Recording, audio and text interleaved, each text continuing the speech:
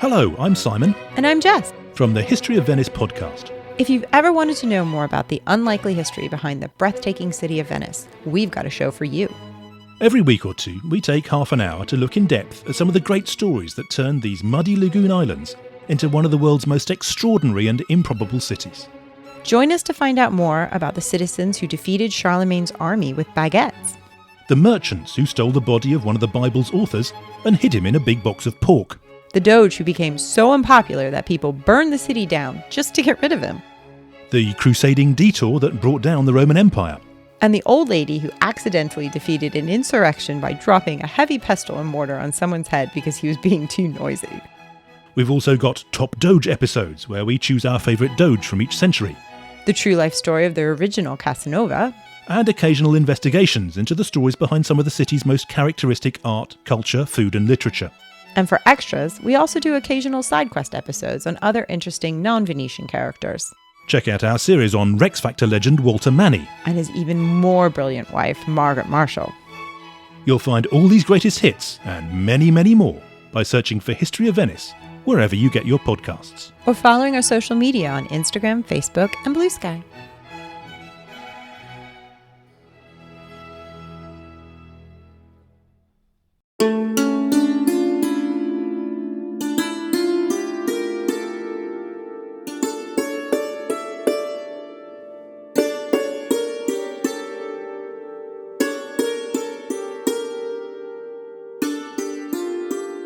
Hello, and welcome to So You Think You Can Rule Persia, the podcast where we rate and review all the rulers of Persia from Diocles to Mohammad Reza Pahlavi. I am Sariel, and my pronouns are they, them. And I'm Umberto, my pronouns are he, him. Hello everyone, and welcome to episode 98, al-Malik ibn Marwan. Hello. Where we tried to find out what happened after the second fitna. We tried to see, will the caliphate know peace at some point? Because it's been going through a lot. But hey, maybe it'll be fixed now. Maybe everything will be good. Maybe al-Malik will help us all and will bring us into a golden age. I am waiting for that moment. Because this is history. So, there's spoilers available. I know, with as little knowledge as I have about this, where I'm surprised about most things, I know that eventually this, continues.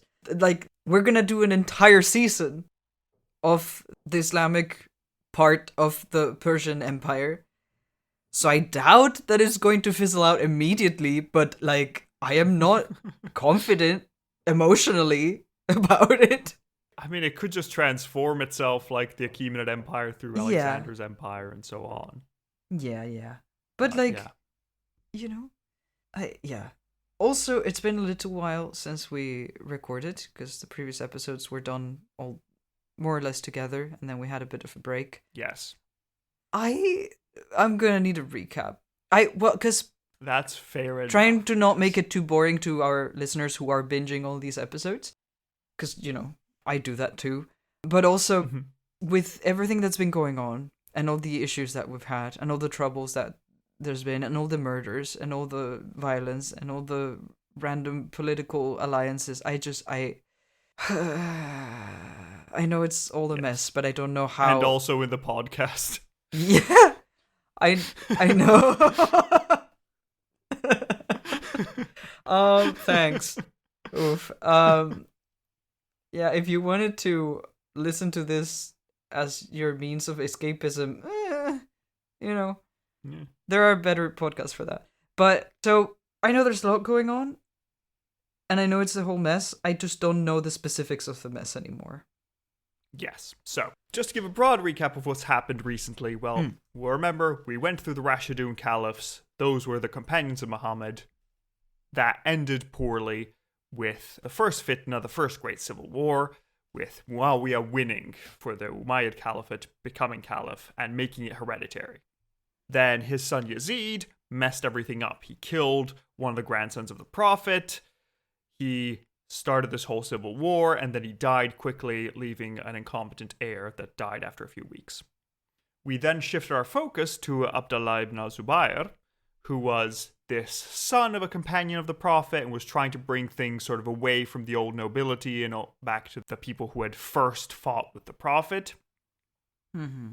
And it looked like he was doing well. It looked like he was about to chase away the Umayyads, but ultimately he was not able to hold everything together.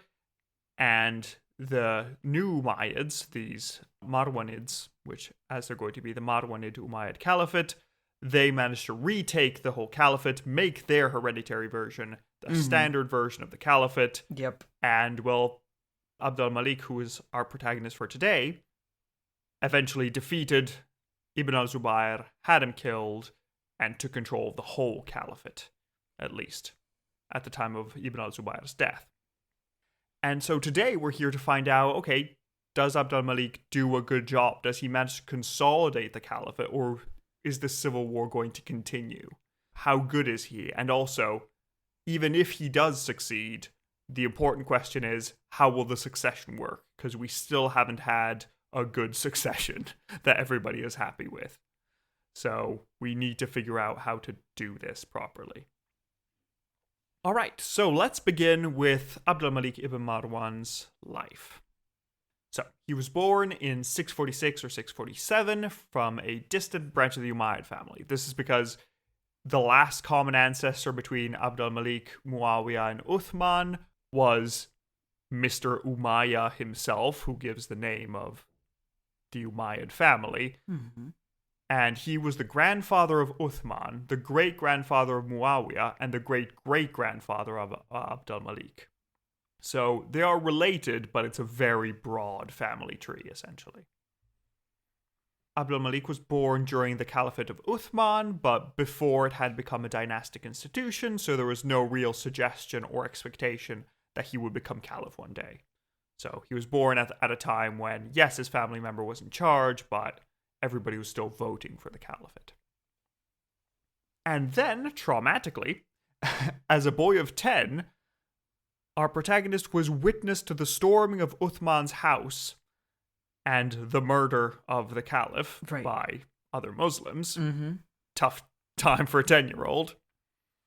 And 6 years later, he was made commander of the Medinan forces against the Romans by Muawiyah. So he's progressing. He's having a career, but he's not really anything too extraordinary. And yeah, in general, he seems to have been fond of learning and seeking knowledge, although he had to later abandon that when he became more of a politician than just a private citizen. Damn, he stopped learning when he entered politics. That's crazy. Yes, exactly. Sorry. How things have changed, Serial. How things have changed. He then lived in Medina for a few more years, acting as a government official, until eventually the rebellion against Yazid started and all Umayyads were expelled from Hijaz, leaving Abd al-Malik and his father to escape towards Damascus, where they provided valuable information on the defenses of the city of Medina. So, civil war that we saw in the last couple episodes has started. He and his father run away, try to find their safety. So in the first months after the death of Yazid, there was a whole mess, because Yazid's son, Muawiyah II, succeeded him. But we didn't cover him because he was a young man in his late teens and died without an heir after a few weeks. This was not especially exciting or interesting. But this almost destroyed the Umayyad chances at rulership, since there was no clear dynastic heir anymore, and many Umayyad supporters flipped to Ibn al-Zubayr. Because the thing is that if you're looking at line of succession, Muawiyah's family is gone. Yeah. So how dynastic is it if you just go to like a distant cousin?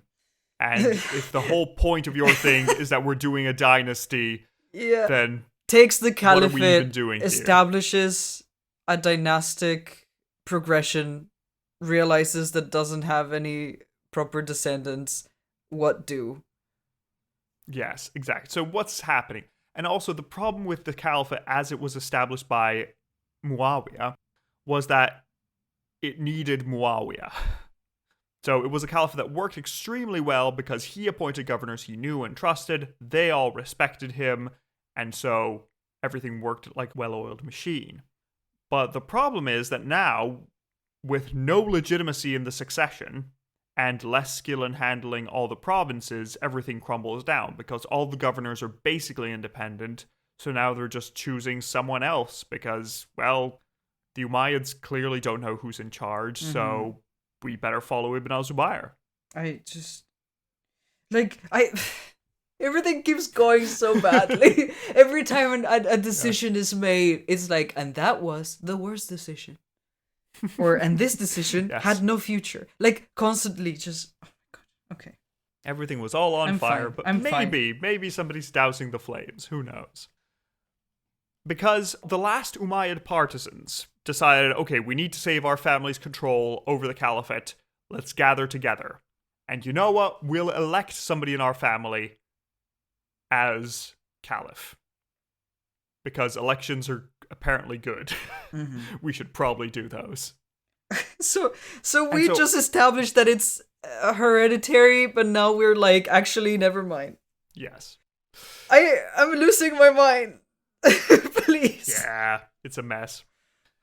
Because, essentially, they elect Abd al-Malik's father, Marwan, as caliph. This is a deviation from the pure dynastic principle because there was another underage teenage son of Yazid technically available, but everybody thought the caliphate is collapsing. I don't think we need a teenager in charge. Yeah, smart. We should probably go for an elder statesman who knows what he's doing.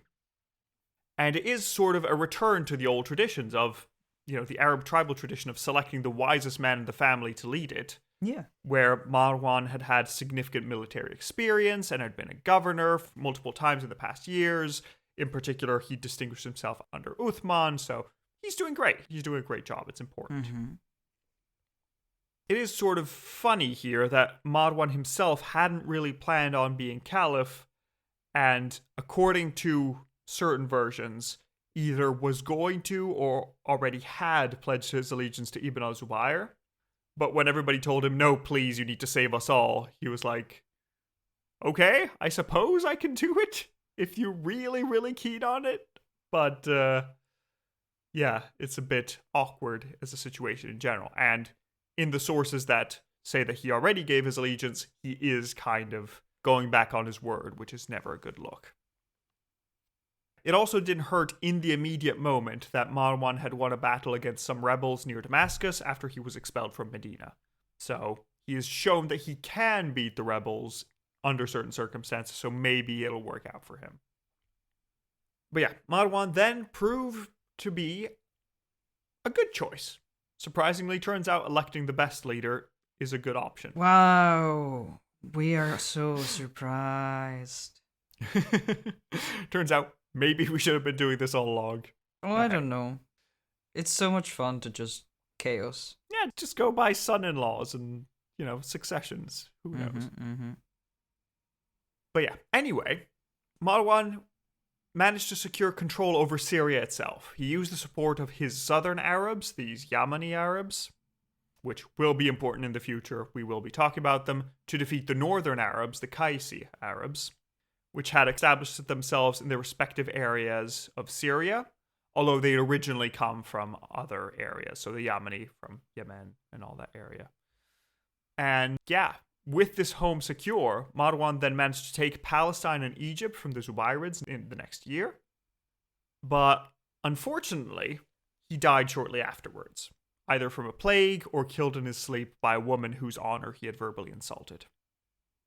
And if you want to have more detail on Marwan and his life, he is going to be our Patreon subject for the end of this month, because he is the last of the founders of Islam that are important, but we haven't covered because they're not really in charge of Persia.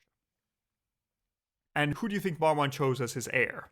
What do you think he did with the succession after being elected?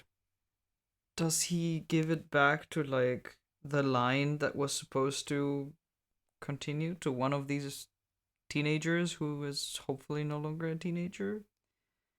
Or is he like, no, hey, yeah, I figured.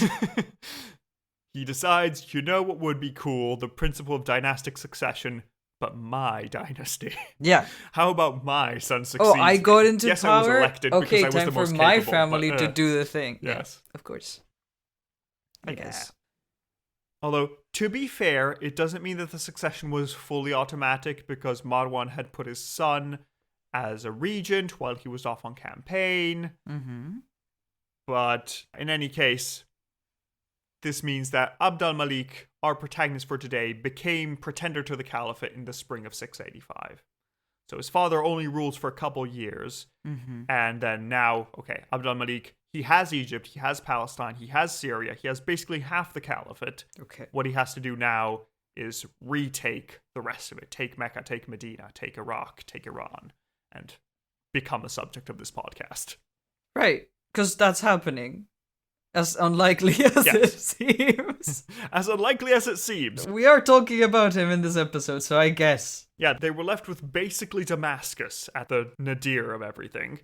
And now they've managed to climb their way up to half the caliphate. Let's try and get what's left. So at this point, the Umayyads control the land from Syria to Egypt, but there are rebellious tribes in the north of Syria, and the Romans even managed to recapture Antioch in 688 while supporting rebels, because there's a massive civil war, they're trying to get their hands in it. And yeah, we saw last time in the previous episode that Abd al-Malik tried to retake Iraq at the start of his reign, but was repelled by the new Alid Caliphate, so the descendants of Ali that were trying to take their side of the caliphate as well. So Abd al-Malik decided that he was going to take a pause, try to regroup, and build up his forces. Right.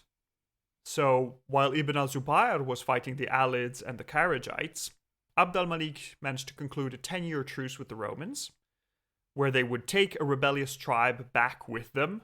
So essentially, this tribe rebelled against the Umayyads. Abd al-Malik is just handing it to the Romans saying, take these people, send them away, please. They've been too much trouble. Have fun.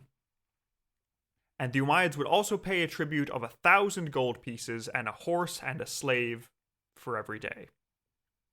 So he's just making a lot of concessions for the Romans, but he's trying to make sure that everything is chill. And in exchange, the Romans aren't really giving us much, but they are recognizing Abd al-Malik as the legitimate caliph. So that's something. You know, we are giving a lot of concessions, but hey, our back is against the wall. We need to do this. Abd al-Malik then thought that he could invade Iraq, but as soon as he head off, a distant Umayyad cousin, one that claimed Marwan had appointed him as heir out of merit, so he claimed to be elected as opposed to just the son of the previous caliph. This man claimed the throne himself. He just shows up with an army and decides, well, now that Abd al-Malik is off in Iraq, I'll try and take Syria back. But well, then our man decides to head back. Once there, the rebels surrendered after being guaranteed mercy, just basically immediately. Nice. But Abd al-Malik decided, I can't just have people rebelling as soon as I leave. Fair. Yes, I promised mercy, but... No! But like... Oh. Yes. Next time, don't rebel. Next time, just follow me and obey me. But they surrendered. Yeah, but you know... But they surrendered. Next time, don't rebel. Okay, well... He was so peeved that he decided to kill this rebel and distant cousin with his own hand, saying, Nope, Oof. we're not doing this. This is not happening. Goodbye.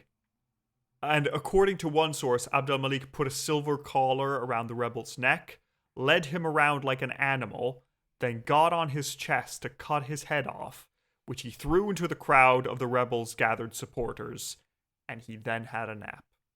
What? That sounds like a wild time. This man's built different. He is built I know different. that these people are more used to murder, but like, maybe they shouldn't be, you know? Times. I don't think that should be a thing that the It's human difficult. mind is like okay with, but... No. In a time of civil war, you need to be ready to absolutely murder someone if they disobey you, because otherwise, you become Ibn al-Zubayr, who tried to be honorable and respectful and ended up being killed because of this. It shouldn't be like that. Yeah, it shouldn't be, but... A slightly different version of this killing is that, according to al-Tabari, Abd al-Malik tried to kill his relative with a spear twice, but failed and then discovered that he was wearing a coat of chainmail. Oh, yeah. And only then he decided to take a sword and just chop his head off. Yeah. Which would have been more direct. Yeah, fair. But now with his back covered, the Romans are placated, the rebels are dealt with. Now let's go and take the rest of the caliphate. So Abd al-Malik mounted a grand expedition to Iraq, where he managed to kill Ibn al-Zubayr's brother, Musab, and then he regained the region together with the appended Iran, which was governed through Iraq. So we have almost all the caliphate. Abd al-Malik then sent his commander, a man called al-Hajjaj, which will be important in the future, to besiege Mecca. Noting. Al-Hajjaj used to be a school teacher and was originally from around Mecca. And he also had a dream where he flayed Ibn al-Zubayr. So Abd al-Malik thought, you sound like a good choice for this expedition. It sounds like you have intentions. Let's go. So finally, in October of 692, Ibn al-Zubayr was killed in battle, something for which al-Hajjaj was rewarded with the governorship of Hijaz. Although the siege would damage the Kaaba, something for which al-Hajjaj is greatly rebuked by anti-Umayyad sources. So, luckily, unlike with Yazid, it doesn't seem like Abd al-Malik was accused of this, but al-Hajjaj, his subject, is the one who's being accused of all these crimes. And in his new role, al-Hajjaj had the honor of leading the pilgrimage to Mecca in the name of the Umayyad Caliphate, which gave him his nickname al-Hajjaj because he leads the Hajj. He is the Hajj guy. The Caliph then organized the reconstruction of the devastated religious centers and removed the changes that Ibn al-Zubayr had made to the Kaaba, returning it to its original appearance. Because if you remember, Ibn al-Zubayr had made some changes that supposedly the Prophet had wanted to do but hadn't had the time. But we're just reverting those. We're saying we don't trust Ibn al-Zubayr. He is not legitimate enough. So, okay, Cyril, we have most of the caliphate. We have basically everything is all together again, but the civil war isn't over. Right.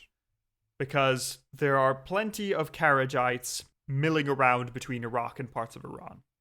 Cyril, do you remember who the Kharijites were? What was their beef with people? Bold of you to assume that I would. Well, these are the people who had originally disapproved of Ali trying to negotiate with Muawiyah. They were people who thought that you should only look at the Quran, nothing else is valid, nobody else has the right to say anything about religion, just read the Quran, and if you don't do this, you are a heretic, you are worse than an infidel, you deserve to be killed. So, they're not lovely people, They're but not chill they're around. at all. I mean, their argument right now is also saying the institution of the Caliphate is fundamentally illegitimate. Because look at all these civil wars. Nobody can agree on what's going on. Clearly, you're all just doing it wrong. We should just start over. I mean, yeah, but also, no. Yeah, exactly. That is the argument. Yes, however, not really.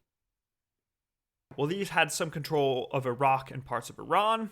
And, well, the force in Iraq was rapidly defeated in the next months, as soon as Abd al-Malik had power.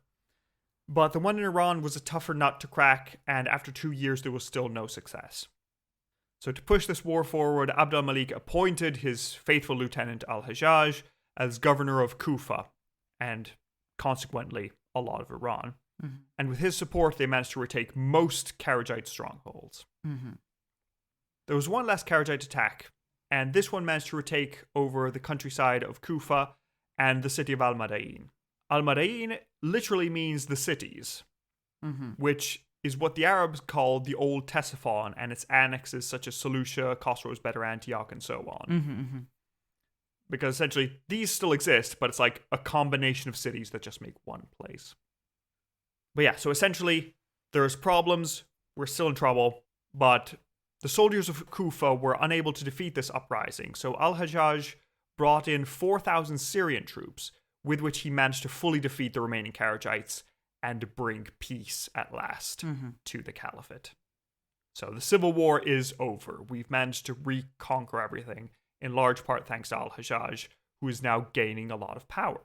Because Abd al-Malik rewards his general by giving him control over Khorasan, north of Iran, where his own viceroy conducted some raids into Central Asia. And this essentially made al-Hajjaj the governor of the eastern side of the caliphate, roughly corresponding to the former Sassanid Empire. So he has Iraq, Iran, all the territories along that end of the caliphate, while Abd al-Malik is directly governing Arabia, Syria, Palestine, Egypt, these areas. So he's essentially splitting the empire with his governor and trying to make sure that everything works well. But okay, Serial. The thing is that as soon as the civil war is over with the Zubayrids, a new war broke out with the Romans, because we were giving the Romans tribute in gold coins, but Abd al-Malik decided to change the coinage of the caliphate. We'll talk about this more later, but what you used to mint was, in the east of the empire, you had basically copies of Sassanid coins. In the west of the empire, you had basically copies of Roman coins. Because they thought, they work, why not? Let's just change it and keep going. But now, Abd al-Malik is changing the coins so that they have verses from the Quran on them. Oh, I see. And this isn't going down well with the Romans. Because they're saying, well, we're Christians, we won't follow your religion. If you're giving us these coins with that writing on them, we won't accept them. It's also possible that they were trying to take advantage of the instability at the end of the Civil War to take more lands and say, before he gains his strength, let's actually attack and try and take as much of Syria as we can, potentially. Sure. And yeah, this resulted in some skirmishes and raids into Anatolia and Armenia, but not really many notable results. The real change here came when the army of Egypt invaded Roman Africa, and together with the fleet of the Caliphate, the Romans were defeated, and the great city of Carthage was finally added to the empire. Okay. To the Roman Empire? No, to the Caliphate. Oh, okay. We have Carthage now. But I thought Carthago had, become ruins some years ago. It had become ruins, but they'd essentially rebuilt it. Okay. The Romans had rebuilt their own version of Carthage, which had become... during the days of the Great War between Sassanids and Romans at the very end, Heraclius had considered briefly moving the capital to Carthage or Syracuse because he was despairing that the empire was almost gone. So Carthage was important, and there were several councils, and the Bishop of Carthage was important in several episodes, so listen to Pontifacts. Yes, I guess. But yeah, so Carthage is now in the Caliphate, although we should remember that it was a shadow of its former self, and the Caliphate hadn't really attacked it before because the desert nomads around Carthage were more of a threat than an opportunity, and so was slightly complicated. But now we've finally taken it, and we're here. The weakened province surrendered without much of a fight, forever taking Africa out of Roman hands. Although a fun thing about this is that there would be an African Romance language that would survive in the area until the late Middle Ages, when it finally became extinct. Which I think is slightly sad, because it would have been nice to have another sibling Romance language. Yeah, that is really sad. What was it called? It's nice. We don't really know what it was called, but it sounded vaguely like Sardinian, based on the language changes, because it looks like it... Because, again, it wasn't an early stage of development. Imagine, if it had, Spanish fully... or Italian or French. Yeah. So, but it did have this sort of thing where it seems like they truncated a lot of the final S's in words. Yes. So it just had that interesting development where they had a bunch of words ending in oo. Ooh. Like, what's a Latin word? What's a Latin word indeed? Like, port in Latin is portus. In Italian, it's porto. In this African Romance language, it would have been portu. Okay. I see. Because it's portus, but the S falls off because they just, bit of a faff to say, isn't it? So that's what it sounded like, and it is kind of cool. We do have some inscriptions in it, but the thing is that since it wasn't really an elite language, because the elite will be speaking Arabic from now on, it was sort of thing that peasants spoke, and so you might have some traces or maybe some writers saying, this is how you're meant to say it, not this other way. I see. And so you have a vibe. Interesting. But yeah, African Romance language, very sweet. Yeah, thank you for... If you want to do your own conlang, go for it. I'm here for it. But yes, all right, so Abd al-Malik now has all the caliphate. We've added basically modern Tunisia to it. We've added borderlands with the Romans. It's going well. But there was a dangerous event in the year 700. Serial, we've made it to the new century. Wow. We're finally there. Impressive. I'm proud of us. Yes. Because the Iraqi soldiers stationed in Iran revolted against their non-noble governor and decide to march back home. Because the caliphate's massive. They're from Iraq. They want to go home. What are they doing at the borders of Iran? Frankly, they're not being paid enough for this. Because it looks like they'd often been given the worst jobs and the more dangerous campaigns. Also, their pay had been cut almost as if they had been pushed into revolt. I see. Like, some people have suggested that this is a bit fishy. Interesting. This force originally saw some success, but they were defeated by a large contingent of Syrian troops, which resulted in a very significant change in the army, because al-Hajjaj, this viceroy of the East, brought in Syrian soldiers to guard Iraq, and the local Iraqi Arabs were no longer called to military service. So the thing is that now this is becoming more strongly a Syrian empire. Yeah. Because now Iraq isn't in charge of itself. Rather, yeah, it isn't really in charge of itself like it was before with these semi-independent governors. Yeah. But it has Syrian troops making sure that it stays orderly and stays stable. And these Syrian troops are loyal to the Umayyad Caliphate and to the Umayyad family. So this made sure that Iraq would be safe and stable, but it did begin to cause some resentment among Iraqis because they perceived this as being sort of a foreign occupation. This especially left Kufa waiting for some payback, and we'll see how that happens in the future. Al-Hajjaj also didn't make any friends by changing a certain state subsidy, which was paid to those who had helped in the initial conquests and all their descendants. Al-Hajjaj is basically saying, only people in active military service get this subsidy. Just because your grandfather was a veteran, just because your father was a veteran, doesn't mean that you deserve the same benefits. Yeah. But this is also creating a state-controlled army. Yes. Because now the army is paid. So if you are in the armed forces, you get money. And who gives you the money? The caliph does. So you better be loyal. You're not just going to fight for your own tribal loyalties because, oh, well, we're all Muslims. We're all being paid the same, aren't we? No, you are fighting for the caliph now. Interesting. While we're in Iraq, Abd al-Malik benefited from a process that had been going on since the conquest, but accelerated during the peace, which is the formation of a new landed class in the conquered territories. Because originally the conquered lands were kept as common property, but the new nobles used old Roman and Sassanid laws, which said that if you cultivated some waste land, it became your property. Right, yeah. And so they're saying, okay, well, this land's at the edge of society, nobody's using it. If I cultivate it, it gets to be mine. And so this had the advantage of greatly increasing the amount of cultivated land in the caliphate, greatly increasing revenues from the caliph. Yeah, which I imagine that was the reason. Yeah, that is the goal of the laws, essentially, yeah. But on the downside, it is creating a new elite. So there's these people who are slowly accumulating lands, and because, well, my father cultivated this land and owned it, well, now I get to cultivate twice as much land. And okay, if you were late to the game, if you were in the army, you were sent off to Transoxiana to do something, and now you're coming back, well, then you're going to be disenfranchised compared to me. Yeah.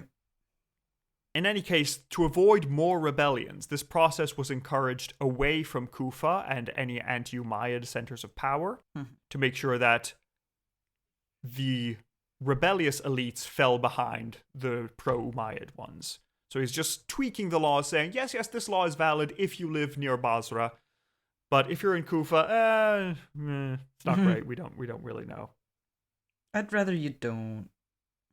This all changed the caliphate from the old system where Arabs were rulers and locals were ruled into one where even Muslim Arabs were ruled over as subjects by other Arabs with the correct loyalties. Yeah. Which started to bring up significant resentment among the Arabs who had come to inhabit the east of the caliphate, which we'll find out in a few episodes what happens because of all that. But yeah, so essentially, finally, Abd al-Malik is at peace, so he decides to reorganize the caliphate. He saw that it was easy enough to break down. Like, he saw that all the successions caused it to collapse. It was a mess. And if we have these semi-independent governors, yes, it makes ruling easier, but it will just explode at every succession. Yeah. Let's not do that anymore. It's also worth remembering that he is the first long-lived, Yazid and his son count but don't last for long. He's the first long-lived caliph to be born after the time of the Prophet. And he has witnessed 2 civil wars already.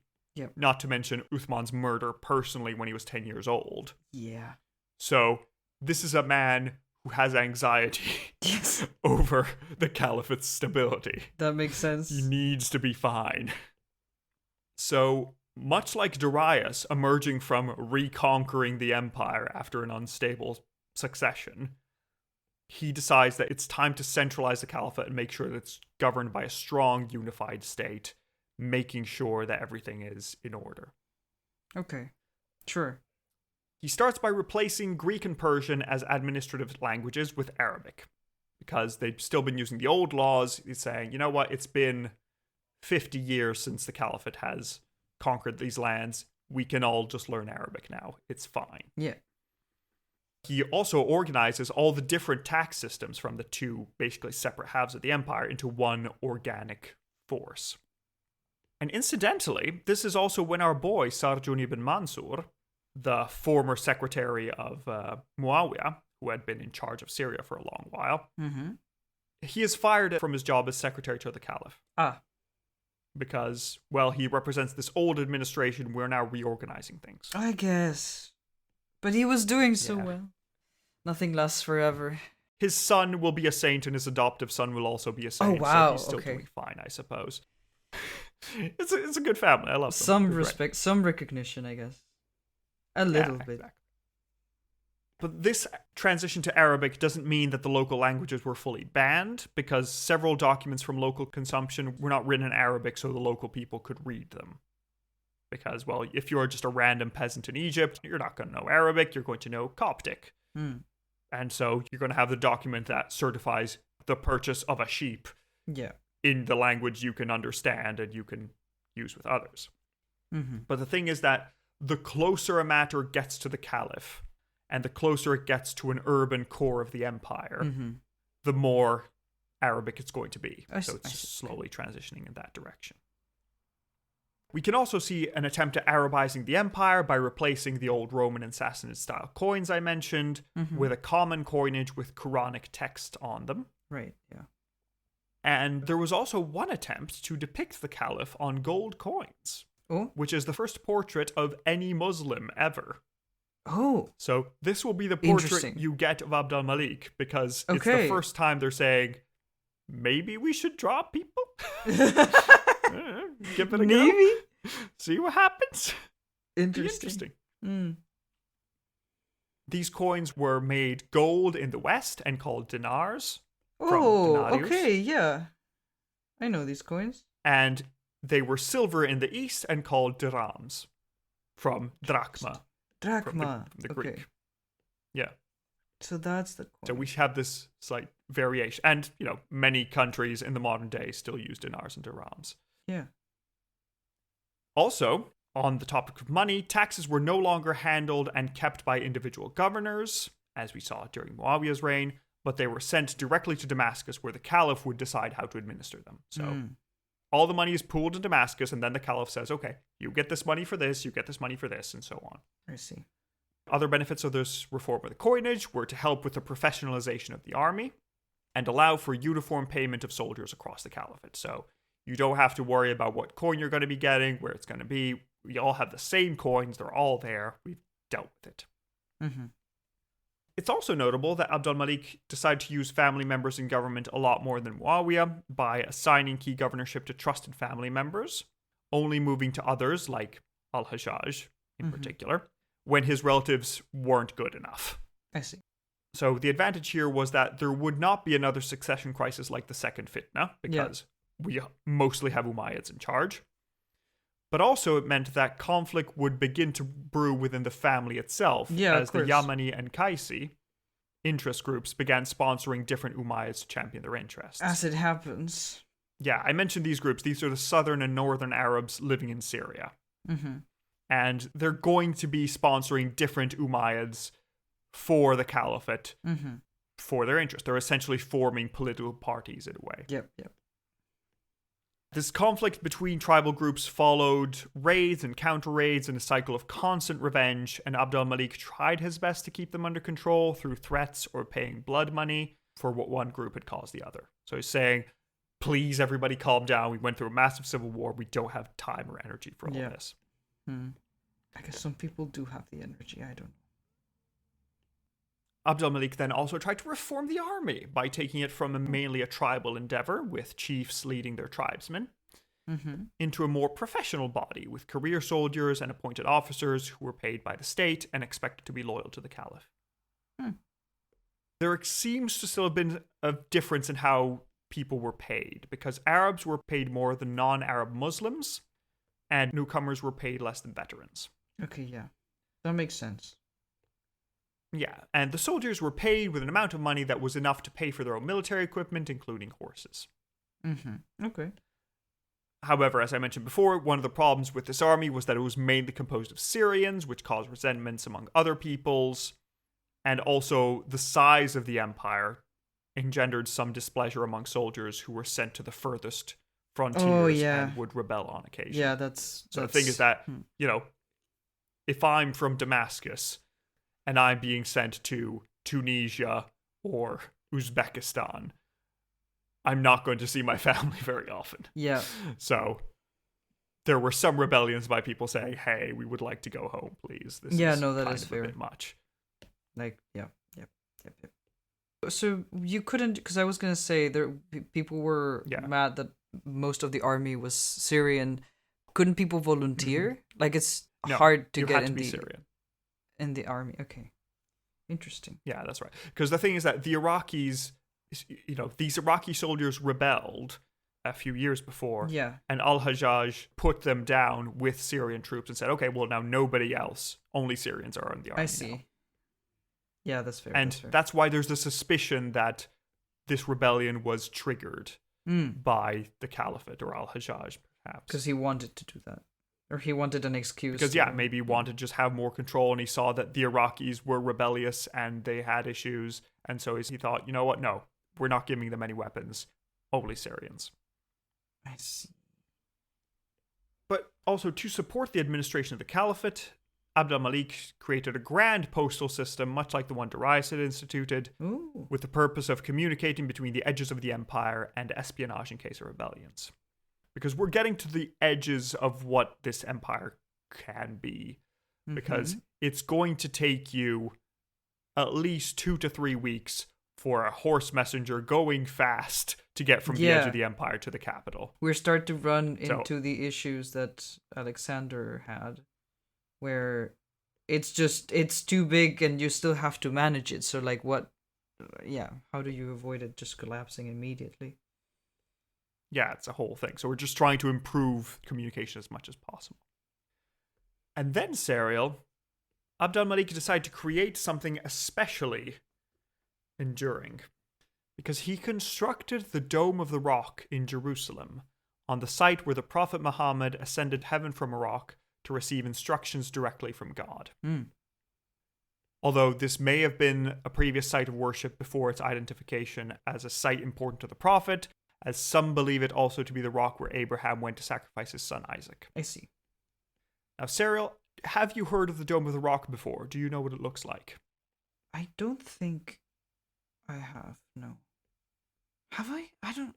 Well, the Dome of the Rock, it's not a mosque, but it is a shrine. Okay. And it is essentially, if you think of mosques in Jerusalem, the one with the golden dome and it's sort of like an octagonal shape. Okay, yeah. This is it. I see. It's from this time. I see. I always expected it to be a lot more modern, but it is like 1,300 years old. And it's not a mosque, but just a shrine. Okay. So, slightly different purpose. And you know, like how it looks very stereotypically like a mosque? Yeah? Is this what mosques are based on? Correct. I see. Oh, that's so interesting. So, that now we've used that for mosques for so long that's what mosques look like, and it makes this looks like a mosque, even though it's the other way around. Yeah, it's like when you read old books that are full of cliches. And you're like, oh my god, these cliches. Yeah. And it's like, no, this was the first time that came up. Yeah. Exactly. Or where something is called after a thing, and then you're like, oh, wait, this is the thing that is called after. Mm-hmm. Cool. And yeah, so this was a massive undertaking. It supposedly cost 7 years of taxes from Egypt, and it was the crowning architectural jewel in Abd al-Malik's crown. And it's really interesting because it's the first surviving piece of Islamic architecture distinct from previous styles. Because there was a previous great mosque in Damascus that Muawiyah had made that looks very much like a Christian basilica. Like, you can only tell it's different because of the symbology. Okay, if you look just at the architecture, you couldn't really tell. I see.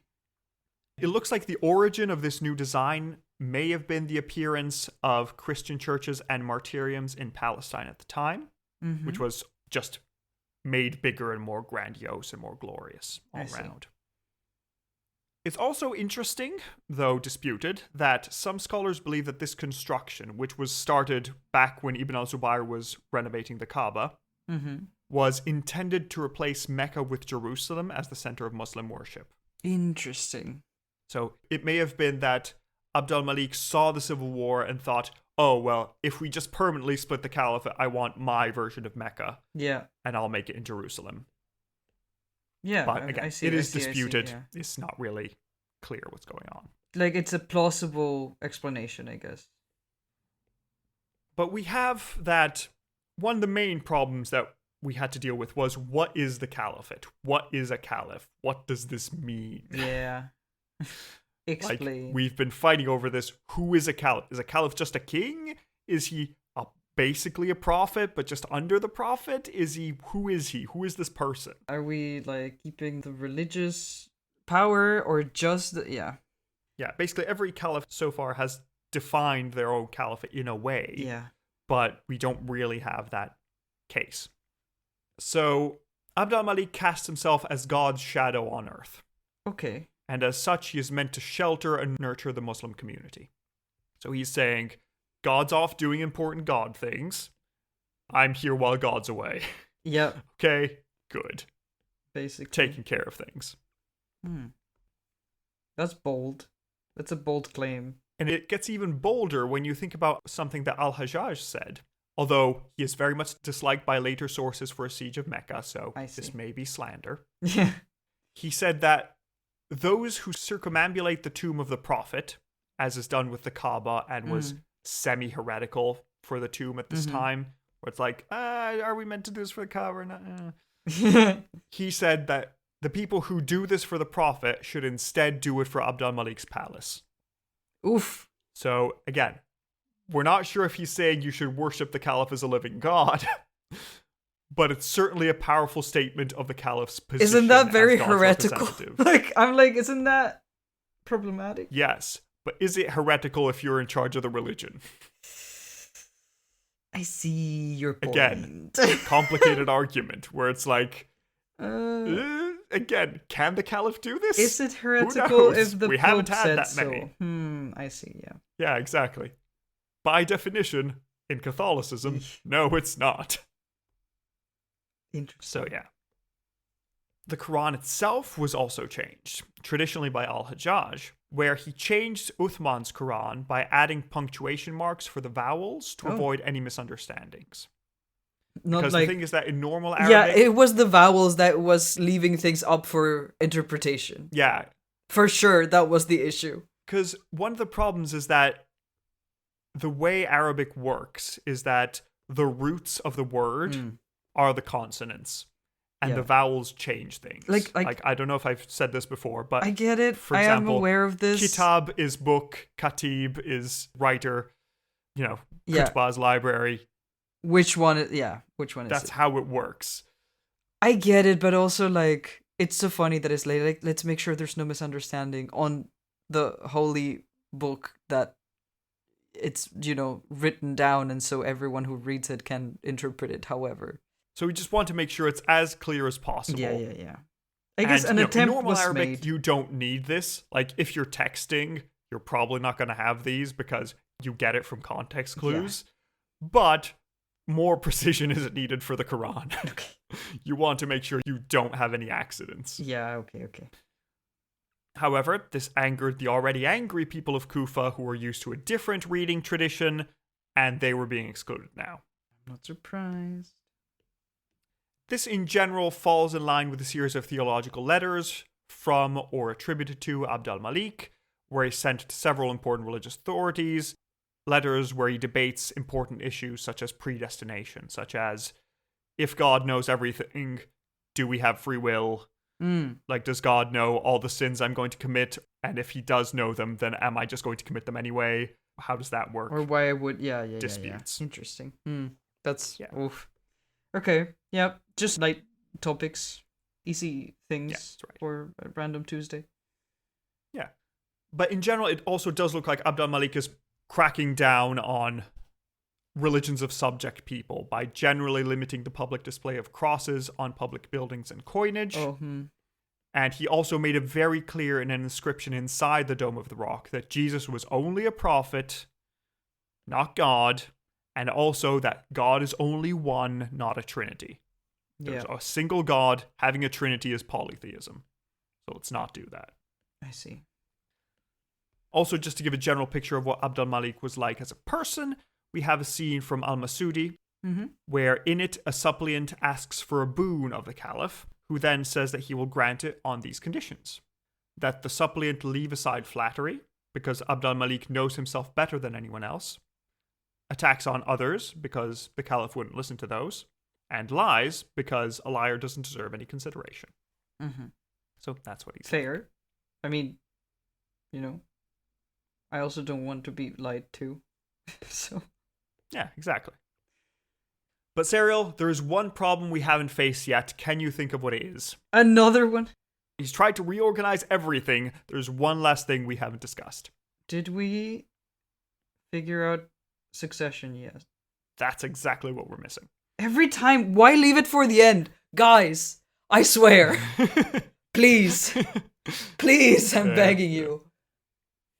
Because, the last years of Abd al-Malik's reign were peaceful and prosperous, but he began thinking about the succession. The succession crisis had started the second fitna in the first place, and arguably the first as well. And you're getting old. And so, the original succession plan, which Abd al-Malik's father Marwan had decided, was that Abd al-Malik's brother would succeed him.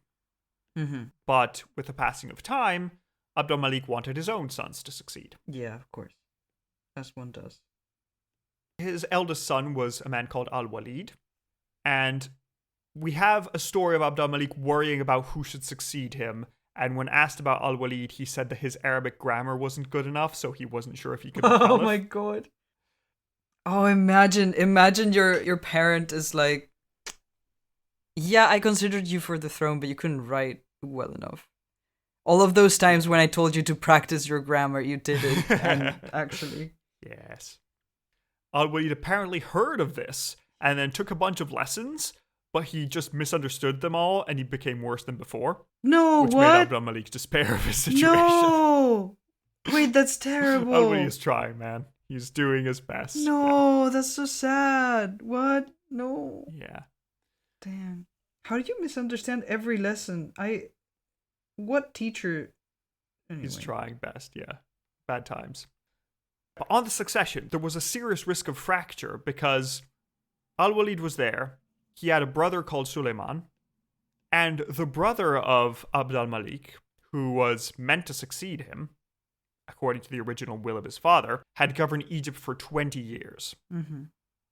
So there was this crisis of, will the son succeed? Will the brother succeed? What's going to happen? Oh no. Panic. Oh, what's this? A letter? Your brother's died? Stunning. Oh, great.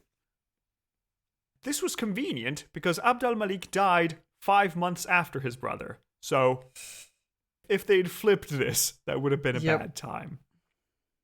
This cleared up the succession, and the Caliph decided to do this. He said, you know what, I'm going to follow my father's example. I'm going to say that my eldest son is going to succeed, and then his brother is going to succeed afterwards. Because, Serial, what is the point of primogeniture? Why do we have the eldest son succeed instead of the youngest? Experience? basically. You're more likely to be the eldest and have more experience and have more knowledge as opposed to being a random teenager. Yeah. So he is saying, let's do this. To avoid any teenage heirs, to avoid any problems, let's say that my son will succeed. He's an adult. That's fine. And then his brother will succeed. And then we can just keep going brother by brother. And when that generation's done, we can pass to the next generation down and just keep going that way. Yeah, and I'm sure no just keep selecting the bad most experienced blood member will of the fester family. in the family, as it never has. I mean, in theory, this way you can say that, well, everybody gets a turn to be caliph. It's like, well, I'm the youngest brother. My eldest brother will probably die before me, so I'll get to rule sometime. And so you'll get experience. You can see just the gotta be logic patient. there. It's Yeah, trying to sure. get succession there. Yeah. Sure. But yeah, on his deathbed, Abd al-Malik gave this advice to his son al-Walid. Why are you crying like a dove? When I will be dead, arm yourself and enter the fray. Wear a leopard's pelt. Arm yourself with your saber and cut off the head of whoever raises themselves against you. The submissive subject is the one who dies in his own bed. Damn, that's intense. And yeah, Abd al-Malik was then buried outside the southern gate of Damascus, where his father had been proclaimed caliph several decades ago. And he's made it. We've had a reign that has lasted several years. Oh my god. And the succession seems to be smooth. So- Nobody seems to be disputing it. This is what We've it's like. ordered things. Golden Age ?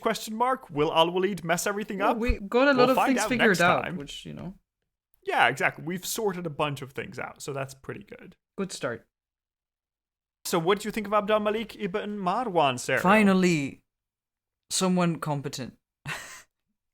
And lucky. That is good. Because, nice it's not see to say someone that everyone else wasn't competent. There were competent people, but, Yeah. The odds were not in their favor.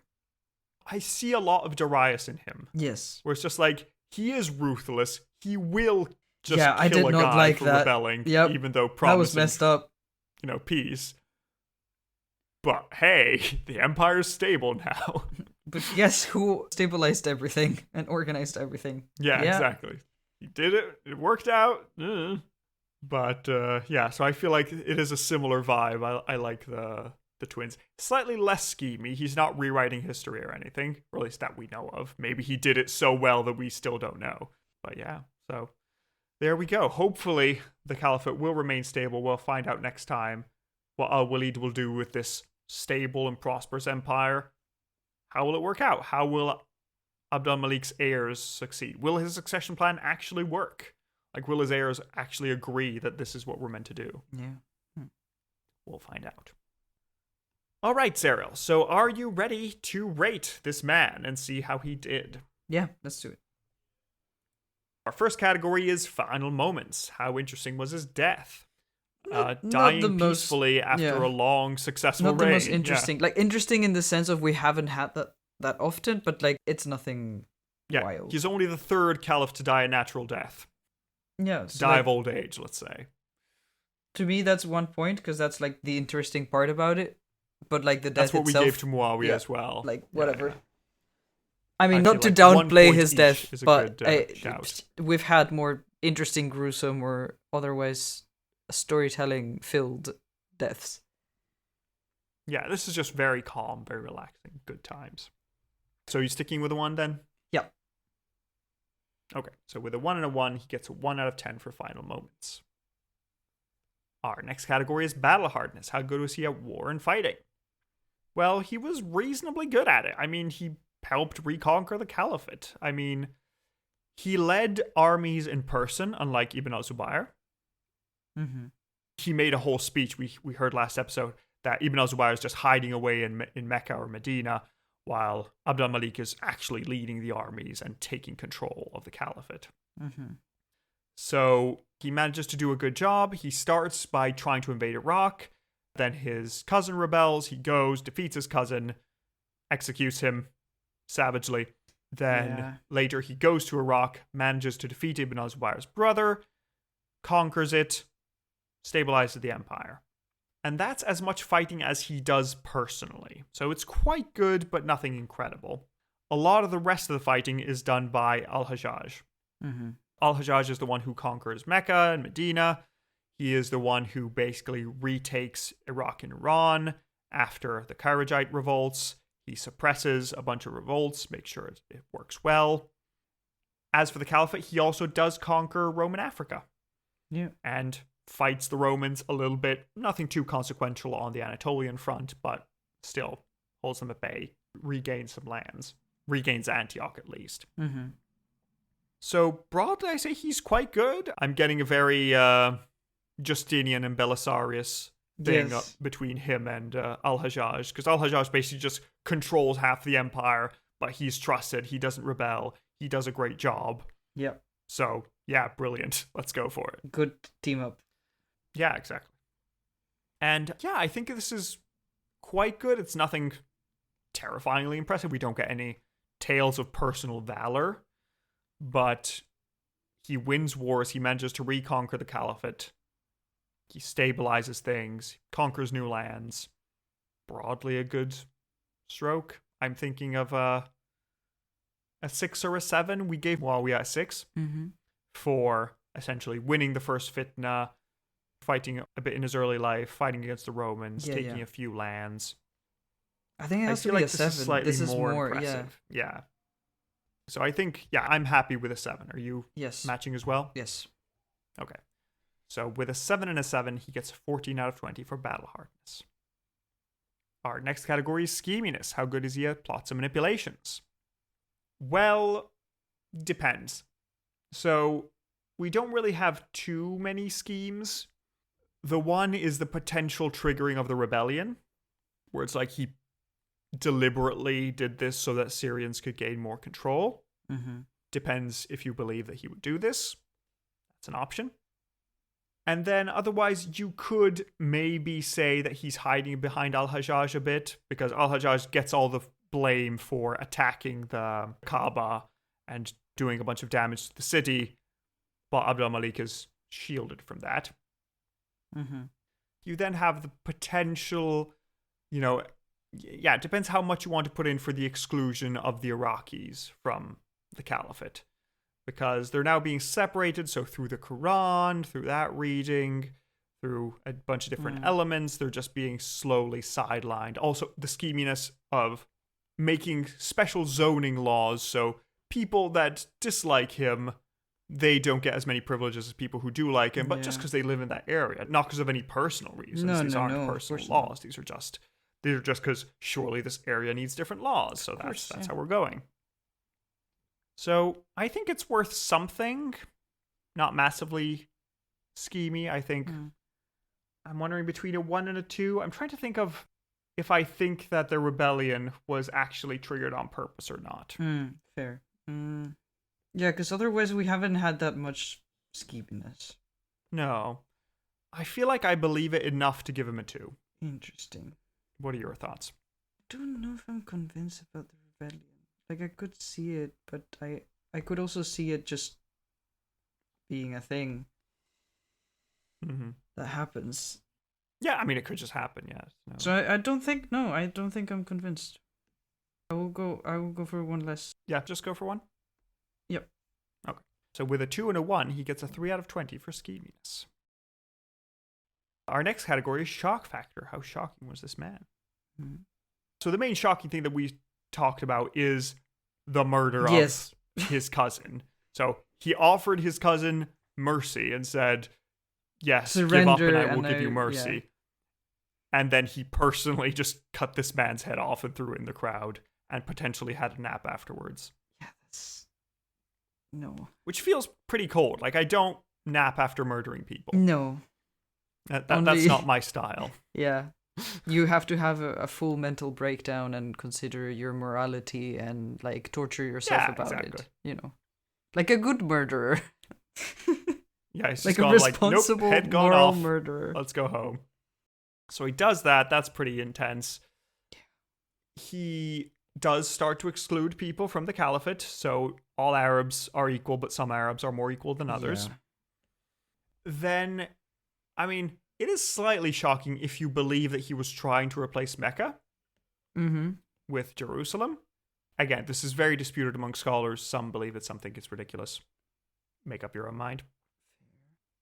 So that's partially there.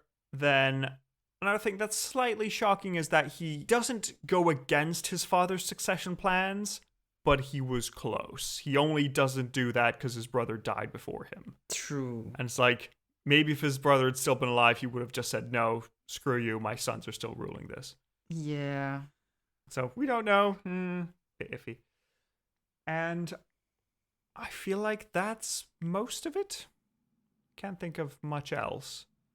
I don't know if anything else stands out to you, but there we are. Not really, weirdly enough. Yeah. So in my head, I'm somewhere between a 3 and a 4, where it's like, it's interesting. It's not... Like, the shocking part is fairly shocking, but it's not that much.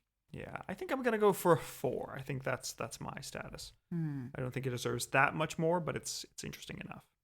Yeah, actually, that feels right. I think I will go with a 4 as well. Right. Okay, so with a 4 and a 4, he gets an 8 out of 20 for shock factor. Mm-hmm. Our next category is Aaron Shine. How good was he for the Empire in general and Iran in particular?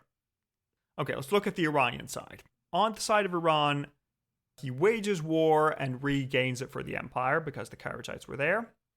A rebellion starts up, it's suppressed, and that means that now the east of the Empire is subject to Syrians. So Iran wasn't ruling itself, but now if you're just like an Iranian Muslim, you can't go in the army, you can't sort of ascend to rulership. Mm-hmm. You're just there under Syrian yoke, essentially. That's not great for Iran. That's sort of struggling and making the situation a bit worse. Yeah. As for the caliphate, I struggle to think what more he could have done. No, it was wonderful. Because he stabilizes it. He does a great job. He got to everything that was important. Yeah, he standardizes the coinage. He essentially stimulates trade. He stimulates agriculture. He has a nice, stable line of succession with a backup plan, like my son and then this other son. Yeah. He conquers new lands, finishes off Roman Africa. He takes some lands along the borders in Anatolia. He does a great job overall, and he standardizes the taxation of the empire, the administration. He gives it a common language. He makes sure that everything is now a lot more centrally run. It's no longer that sort of hodgepodge of different semi-independent governors that Muawiyah had. It's now more, you have to defer to the caliph. Mm-hmm. Yes, the empire is massive. Yes, there's still significant degrees of autonomy. Like, if you look at al-Hajjaj, he can do a lot on his own. But the empire is still a lot more stable than it used to be, and it's unlikely to just explode as it did before. Mm-hmm. And this may be the first time in many years that you actually have the caliphate altogether without a crisis period. So I'm inclined to give him a lot. I'm wondering how much to count the demerit for Iran. Yeah, exactly. Because I'm like, he's doing that, but at the expense of Iran. Yeah. Because I think that, if he had done this in favor of Iran, then 10. But he is doing this by sidelining Iran. So does that pop it down to a 9, to an 8? I gave Muawiyah an 8, you gave him a 7, for example. And that was with him partially causing a civil war and, yes, stabilizing things, but... But a 9 feels too much. A 9 feels like a lot, but an 8 doesn't feel like enough. Yeah. We might have to go back and revisit Muawiyah. I mean, Muawiyah did a great job. I think he deserves an 8. But the war... Yeah. And he also just... Is this equal to that, though? I feel like, I'm going to go against myself and say that the restructuring of the empire is so fundamental and so important that I'm going to go up and give him a 9. I think he deserves it, but I understand if you give him less, and I would actually go for that. I might help you and go with an 8, and that way we, meet in the middle. Yeah, that way we're where we were thinking. That's pretty good. Okay, so with a 9 and an 8, he gets a 17 out of 20 for Aaron Shine, being the most Aaron Shiny man we have had since Khosrow the First. I mean, we were waiting for this. Time. Yeah, exactly. This is what we needed for the caliphate to be stable. Yes. The only other people in recent memory that we had are Khosrow the First, who got a 20, and Shapur the Second, who got an 18. there are very few people who go this high, and I think he deserves it. Mm-hmm. Starting to plant the seeds for a successful empire. Yes. Our next category is Face of Faces. What do you think this man looked like? And we get Serial that we have a description here because a much later source that nonetheless draws information from older sources that we've lost says that al-Malik was of medium build, had long hair and big eyes, eyebrows that joined over a protruding nose, and a cleft lip. Ooh. He also had gold dental work and was said to have had terrible breath, so bad that flies died when passing by him. Oh no. And a potential bride refused marriage to him and instead chose his brother because his breath smelled so bad. I mean, that makes sense if he needed like dental work done, because humans have always been, and are still today, like it's one of the worst maladies to have bad teeth. And for much of history, we didn't have great ways to deal with it. There's a lot of places where you still don't have great ways to deal with it. Mm-hmm. I see it. And if he had a cleft lip, that probably might have had something to do with it. Surely, yeah. If it like messed up his far enough into like his palate, it might have messed up his teeth. Yeah. And then had to like be pulled out, and It's a painful, difficult time. But that's unfortunate. Okay. So Serial, off you go to draw this man. Okay, so Serial has finished their drawing. Let me pick it up and I'll describe it to you all. Ooh, I love it. That's very fancy.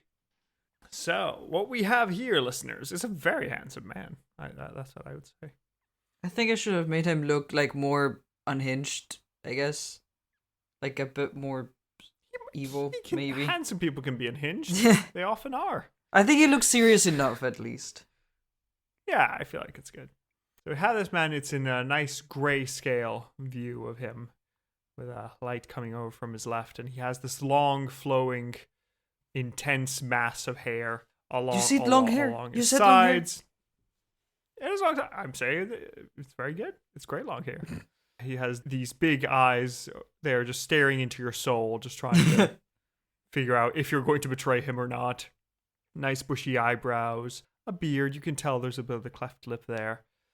And he just seems like a very determined man, but also quite serene, I'd say. I feel like there's a level of peace in there, because if there is going to be violence, he'll be the one to start it. So I wasn't sure like how obvious to make the cleft lip, because nowadays you have surgery to correct it. Mm-hmm. So most people it's not that noticeable, but I was like, but back then you probably would have seen it more. But also if it was too intense, it would have given him too many like health issues. So I was like, you know. Fair enough. I think it works. And so if any of you want to see this lovely portrait, you can go to our Discord if you're a patron, to the episode description down below, or on our website at Sarah's Portrait Gallery. And now, Sarah, let me show you what he actually looked like in the first contemporary image we've had in a while. Exciting. Sorry about my weird noises, dear listeners. Ooh, fun. I mean, it's very stylized, so it's like, honestly, very bold to try to get a full body portrait on a coin. It's not the right format or like size for it. But nope. I appreciate the effort. Gotta give it a go. It looks very cute. You can see the long hair and long-ish beard and big eyes. It kind of looks like he's smiling, which is very cute. It is very sweet. He does have a sword, I think, on his side, and robes. Yeah, I think it's a sword on his hip.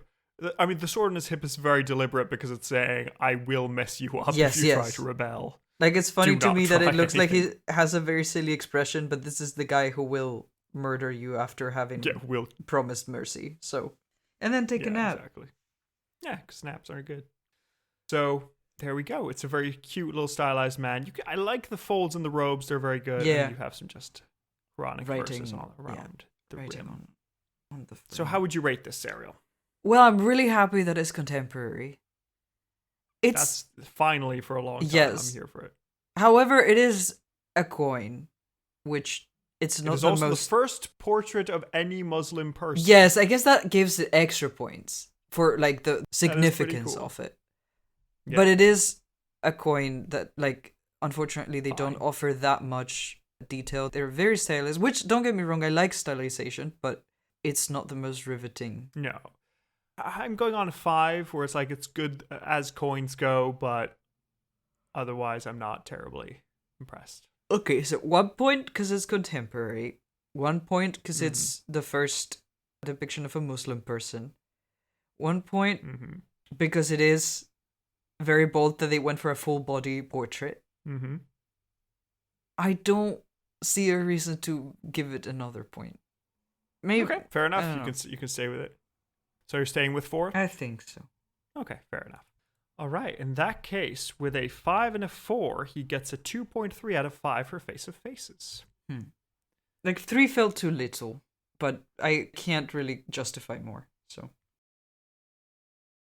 our next category is lengthiness. How long do you think this man reigned? And so right now, his actual reign as caliph is a lot longer. We are considering from when he wins the civil war to when he dies. Oh, okay. I see. So I'll give you both just for the record, but that's how long it is. So from when he got to the throne, you mean? Or like he... From when he won the civil war. Okay. I'm going to say 20 years. Close. 20 years is how long he reigned from the beginning of the caliphate. Because I'm like, he did so many things. 6 years. Yeah. Yeah. But it was pretty good. So yeah, so he became caliph in 685 and then died in 705. Yeah. But he became caliph of the whole empire in 691. Okay, yeah. And then died in 705. So that's 14 years divided by 10. That's 1.4 out of 5 for lengthiness. Not bad. Which brings us to the final score, which is a grand total of 46.7 out of 100, making him the 4th best caliph that we've had so far, comfortably in front of Yazid and Abdullah ibn al-Zubayr, but he's just barely behind Uthman, so he's close by. Which leads us to the final question, which is to say, is he victorious enough? Is he reforming enough? Is he stabilizing enough to be a Shahanshah, or is he just a Shahanah? He has to be, right? Like I feel like yes. We gotta give it to him. Yeah, I feel like he is just so important. He just makes the next phase of the Marwanid Umayyad Caliphate. He is the one who sorts it all out and makes it. I think he is this dynasty's Darius. Yeah. I think he is just brilliant. Oh no, but that means that like and, people coming next are not going to be that impressive. I mean, Cyril, other people can be impressive. Okay. Xerxes was impressive after Darius. Fair. Did a good job. I am starved good, for but a golden still there. age. Yes, we might have a golden age, Cyril. Yeah, we have time. It's there. Promise. But yeah, so thank you for listening, everyone. We hope you enjoyed our episode of this new fraction of the dynasty. And we hope you're all looking forward to next week when we'll meet Al-Walid I and see if he's going to do a good job. Indeed. In the meantime, if you'd like to support us, there's many ways to do that. You can join our Patreon, like new patrons Johnny Fake Name and Belle Van Riesen. There's something about that Johnny Fake Name that doesn't quite convince me. Yes, correct. If you join our Patreon, you'll get to find out more about al-Malik's father, Marwan. And in March, we're now going to be voting for some new topics where we can see what the next new miniseries is going to be that will delight you in spring. So join up, increase your level to vote, just so you can have an idea of what you would like to hear next, because there's a bunch of fun options that we can go through. If you'd rather not support us monetarily, that's fine, but we'd appreciate if you could give us a review on your podcast app of choice. We've seen that a couple of people have already given their reviews, so that's lovely. Thank you very much. And if you write it up, we're always happy to hear it, and it's nice to hear that we're doing well. And without any further ado, then, we hope you have a lovely week, and we'll see you next time. Goodbye. Bye.